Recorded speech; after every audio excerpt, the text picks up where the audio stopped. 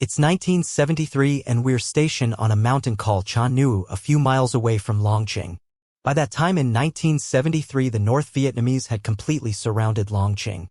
And General Vang created multiple defensive line a few miles around Long Ching to protect Long Ching. One day General Vang gave me orders to pick 4 trusted soldiers from my units and for us to go on a scouting mission to check how many North Vietnamese troops are at Sua Yang O Lia. That location was towards the end of the airfield in Long Ching, just right behind Rocky Mountain. In my unit I picked 3 Hmong soldiers and a Khmer soldier.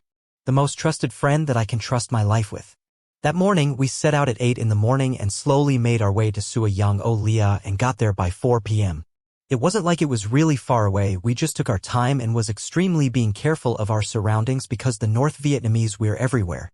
As we got to Sua Yang O Lia we encounter a North Vietnamese scout team on the same path that we were on and they were heading the opposite way towards our defensive line. We didn't attack them and let them pass by because our mission was to get intel on the number of enemy troops in the area. We set up 4 grenades booby trap on that path and kept heading to our destination. When we got there, we can see many North Vietnamese tents, so we set up 2 more hand grenades booby trap, then went up the mountain about 10 feet from where we set up the booby trap and lay low on that position since it had many tree branch and bushes to hide. As nightfall our 4 hand grenades booby trap that we set up on the pathway went off and we can hear many North Vietnamese yelling in agony pain. Soon it got quiet again and then later we can hear a lot of North Vietnamese troops coming back to their tents. There must have been hundreds, maybe even thousands because of all the noise we can hear. We were literally only 10 feet up that mountain from them and extremely close to them. I had a very good feeling that they were going to trigger the 2 booby trap we set below us because it was so close.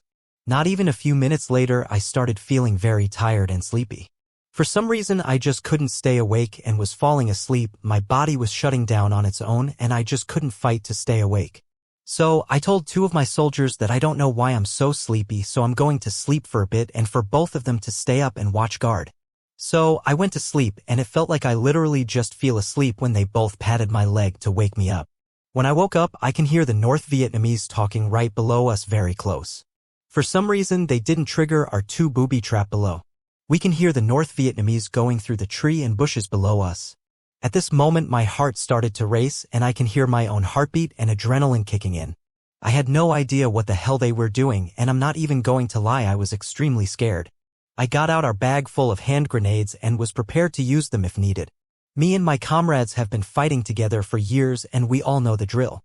At night we rarely use our rifle to fight because muzzle flash can give away our position and that mean death.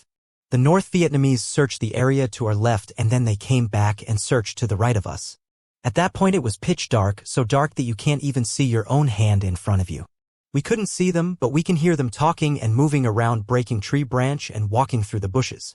We whisper among ourselves that if they don't see us, do not engage them.